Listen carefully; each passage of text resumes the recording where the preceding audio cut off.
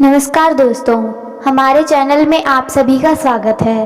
दोस्तों, आज हम रामायण कथा से संबंधित लंका दहन के बारे में सुनेंगे। तो आइए दोस्तों सुनते हैं। राक्षसों की भीड़ भयभीत होकर भाग गई। हनुमान जी के समस्त मनोरथ पूर्ण हो गए थे। वे विचार करने लगे कि मैंने अशोक वाटिका को नष्ट कर दिया, बड़े बड़े राक्षसों का भी मैंने वध कर डाला और रावण की काफी बड़ी सेना को संहार कर दिया। तो फिर लंका के इस दुर्ग को भी क्यों न ध्वस्त कर दूं? ऐसा करने से समुद्र लंघन का मेरा परिश्रम पूर्णतः सफल हो जाएगा। मेरी पूंछ में जो ये अग्निदेव देदीप्यमान हो रहे हैं, इन्हें इन श्रेष्ठ ग्रहों की आहूत देकर तृप्त करना ही न्याय संगत जान पड़ता है। ऐसा सोचकर वे जलती हुई पूंछ के साथ लंका की ऊंची ऊंची अट्टालिकाओं पर चढ़ गए और विचरण करने लगे। घूमते घूमते वायु के समान बलवान और महान वेगशाली हनुमान उछलकर प्रहस्त के महल पर जा पहुँचे और उसमें आग लगाकर महापार्श्व के घर पर कूद गए तथा उसमें भी कालाग्नि की ज्वाला को फैला दिया। तत्पश्चात महातेजस्वी महाकापी ने कर्मशः वज्र दष्ट्र शुक सारण मेघनाथ जम्बूवाली सुमाली शोणिताक्ष कुंभकर्ण नरानतक यज्ञशत्रु ब्रह्मशत्रु आदि प्रमुख राक्षसों के भवनों को अग्नि की भेंट चढ़ा दिया।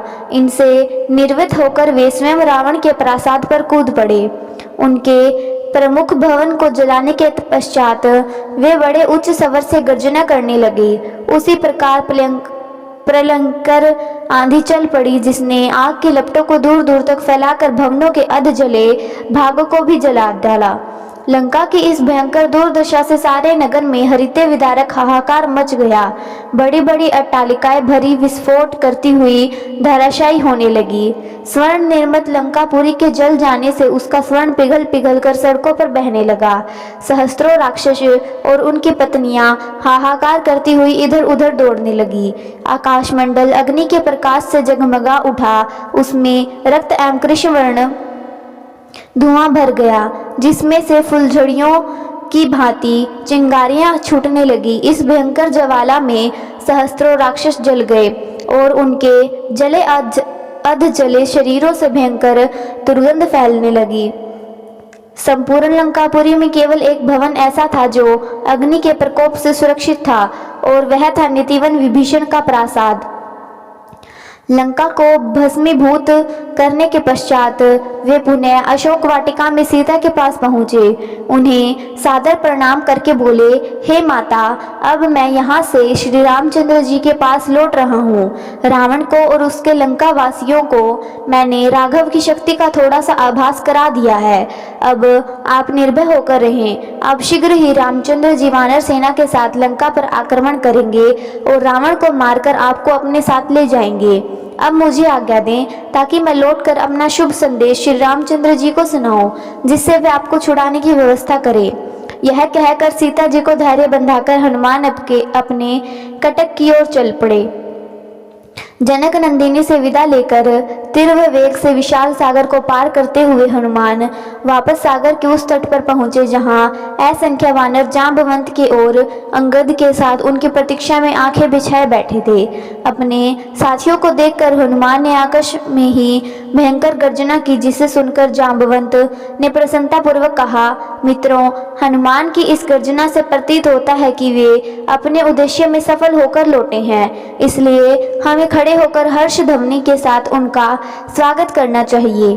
उन्होंने हमें यह सौभाग्य प्रदान किया है कि हम लौटकर रामचंद्र जी और वानरराज सुग्रीव को अपना मुख दिखा सकें। इतने में ही हनुमान ने वहां पहुंचकर सबका अभिवादन किया और लंका का समाचार कह सुनाया। जब सब वानरों ने सीता से हुई भेंट का समाचार सुना तो उनके हृदय प्रसन्नता से भर उठा और वे श्री रामचंद्र जी तथा पवन सूत जी की जय जयकार से वातावरण को गुंजायमान लगे।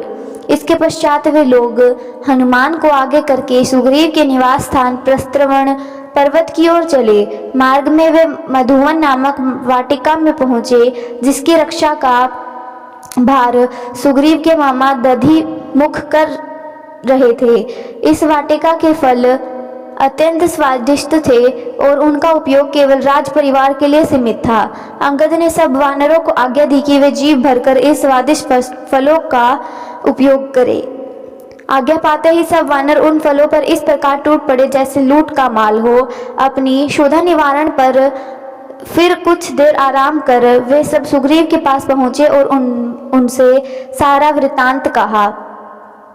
उम्मीद करते हैं दोस्तों आपको ये रामायण कथा से संबंधित लंका दहन के विचार सुनने में अच्छे लगे होंगे। दोस्तों आपको ये विचार सुनने में अच्छे लगे हैं तो कृपया करके चैनल को सब्सक्राइब ज़रूर करें। इसी के साथ विदा लेते हैं दोस्तों। कल फिर रामायण कथा का इससे अगला भाग लेकर हाजिर होंगे। तब तक सभी दोस्तों को जय श्री राम जी।